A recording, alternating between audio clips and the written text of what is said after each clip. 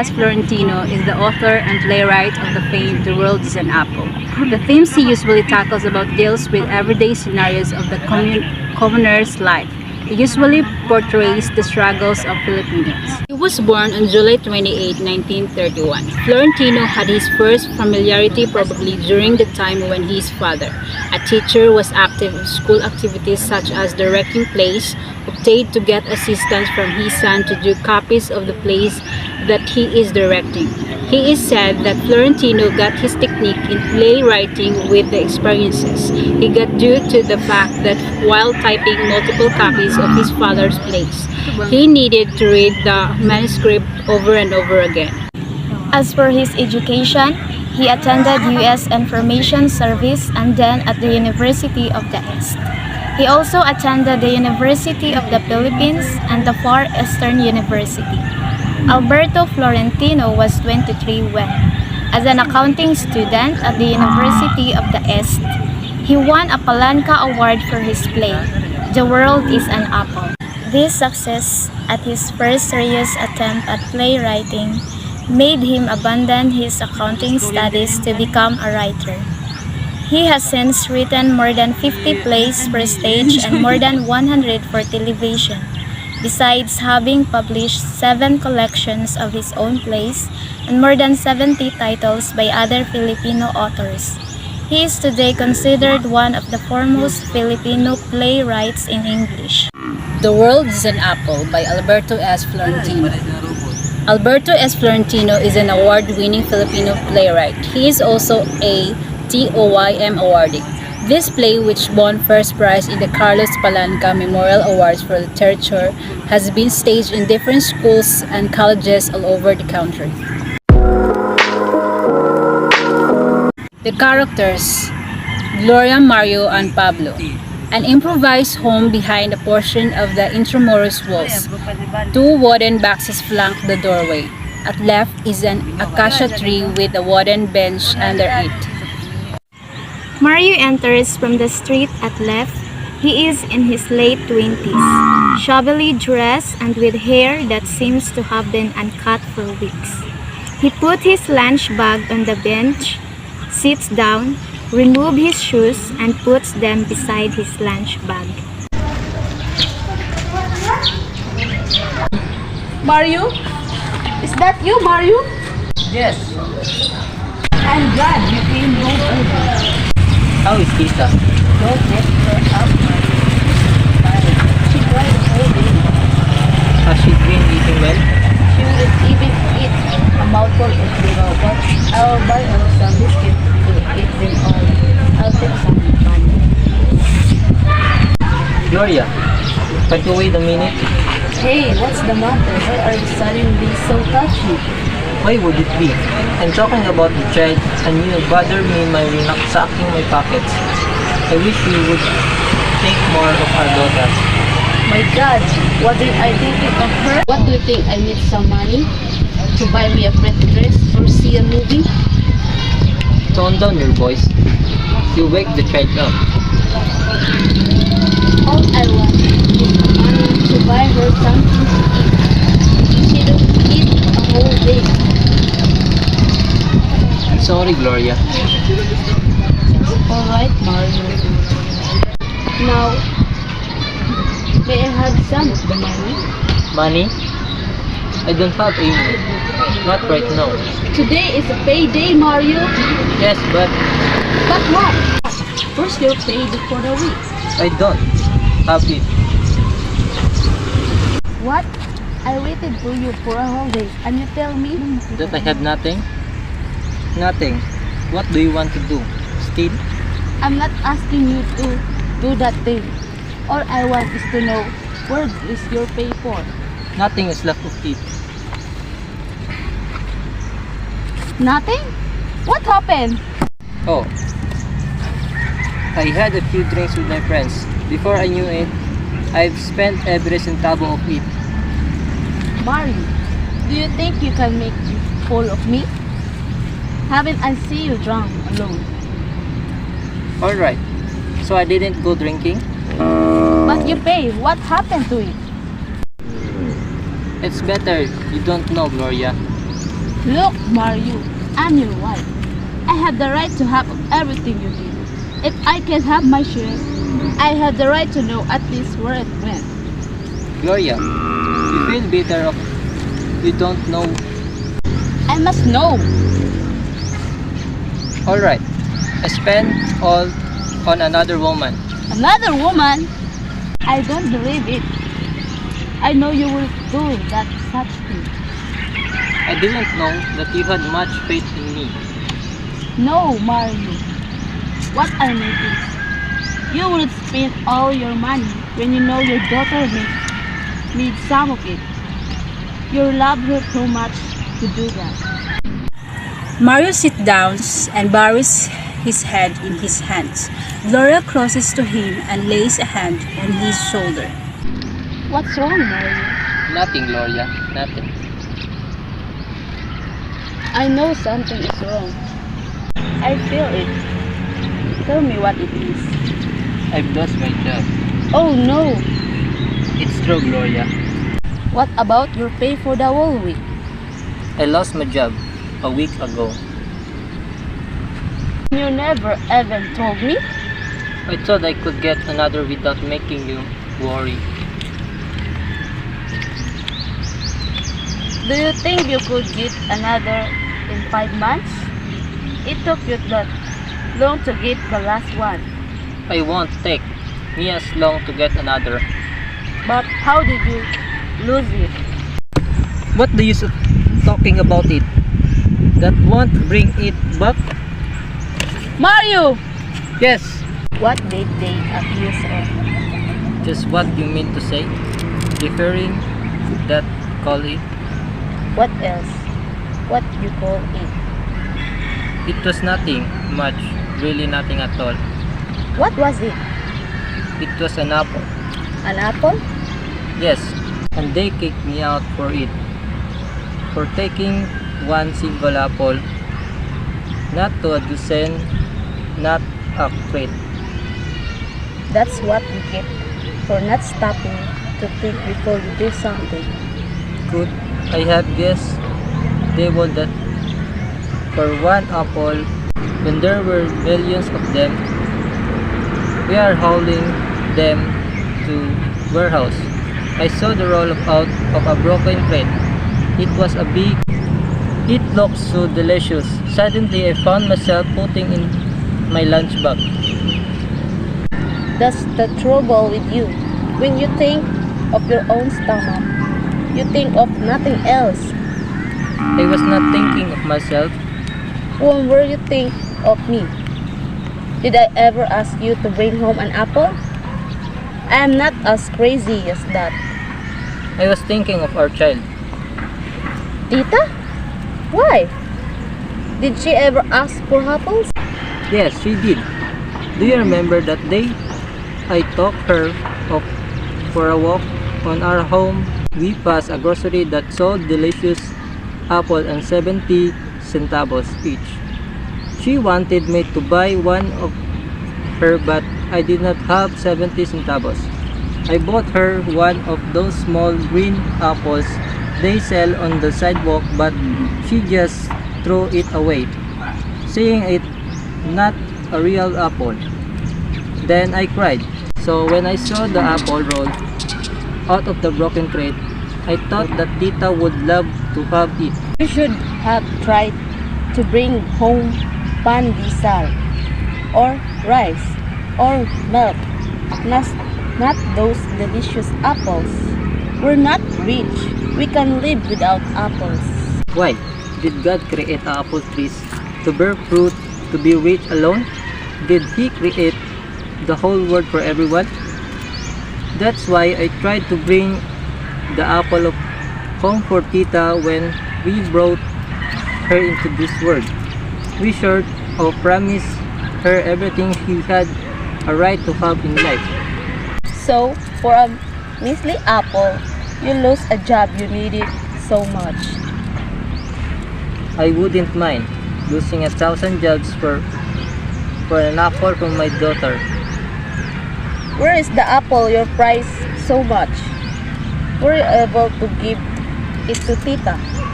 No, they keep it. As evidence, See? You lost your job trying to pitch an apple, and you even lost the apple for which you lost your job. Leaching an apple, that's too small for a reason to kick a poor man out of work. You should ask them to give a second chance, Mario. they won't do that. Why not?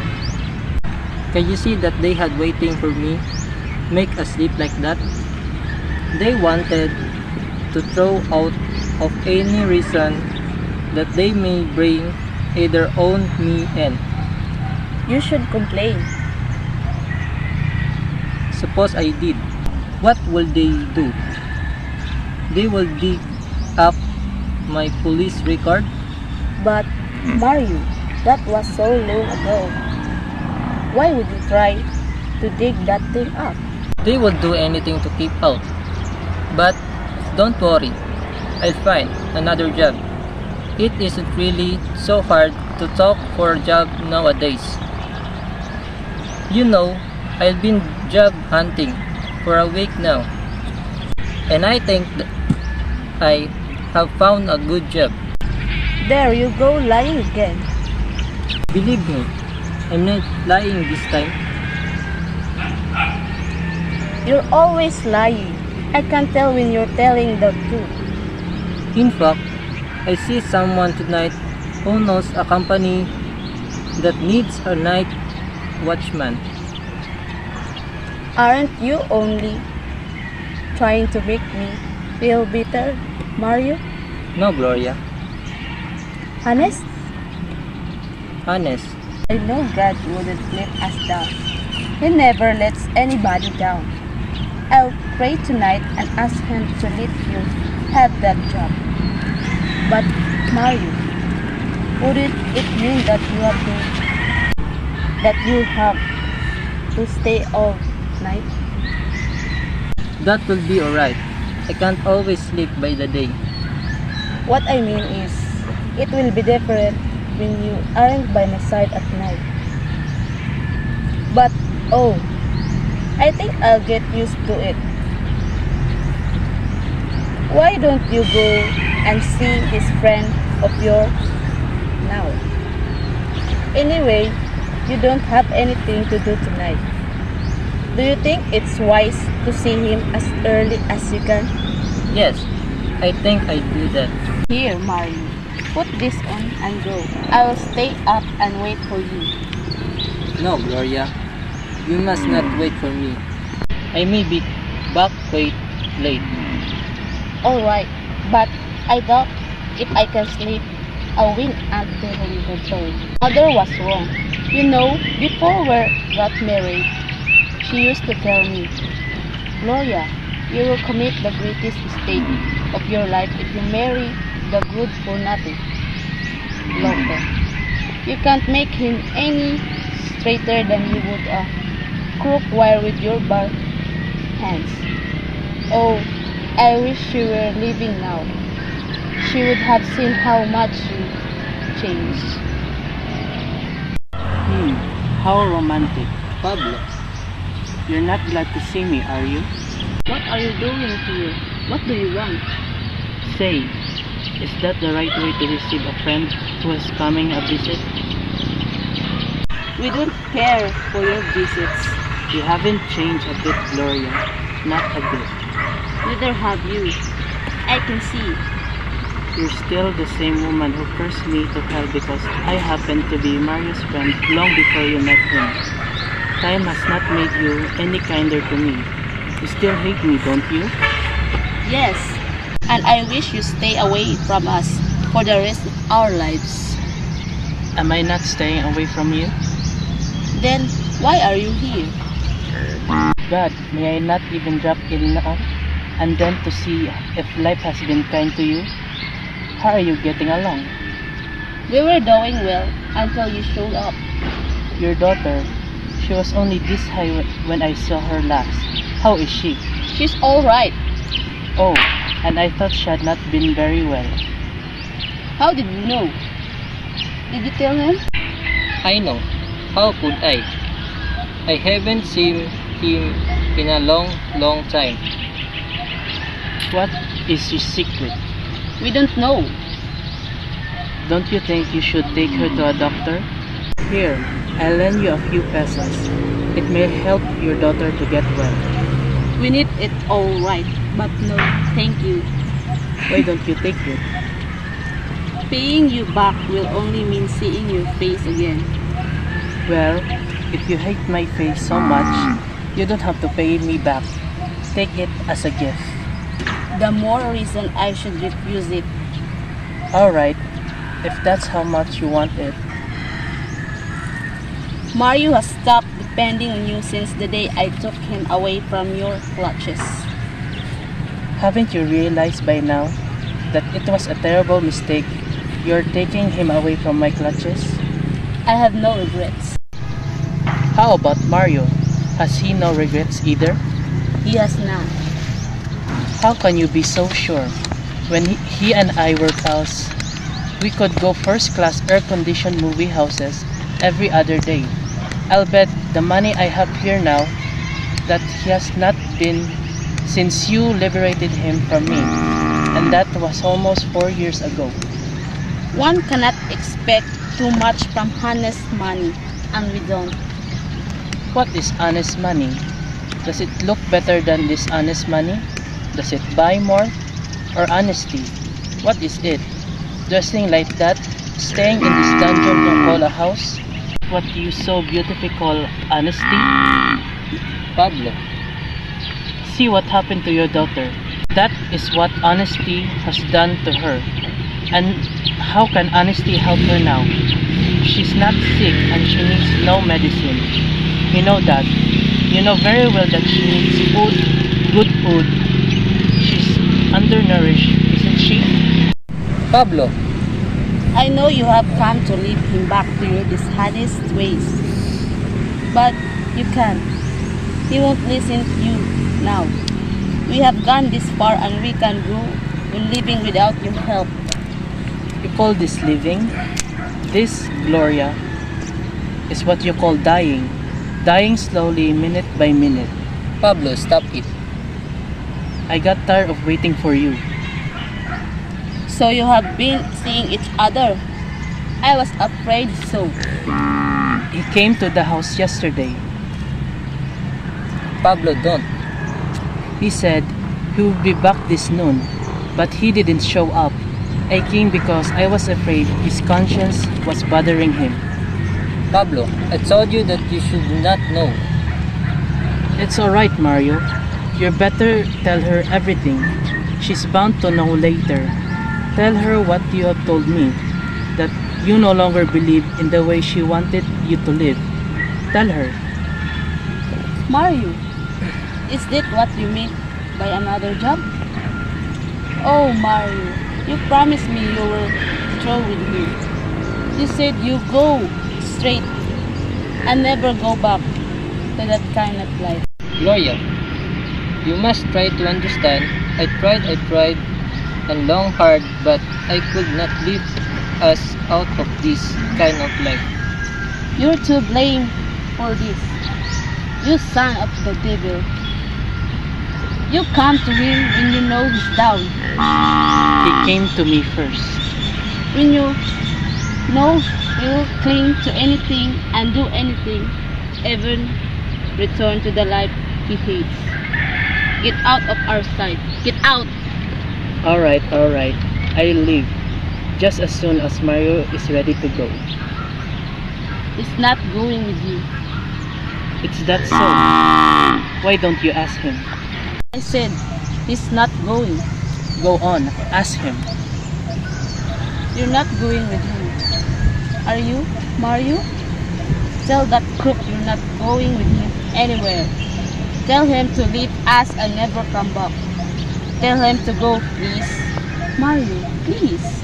Gloria, Mario, I know he has talked to you and tried to poison your mind again.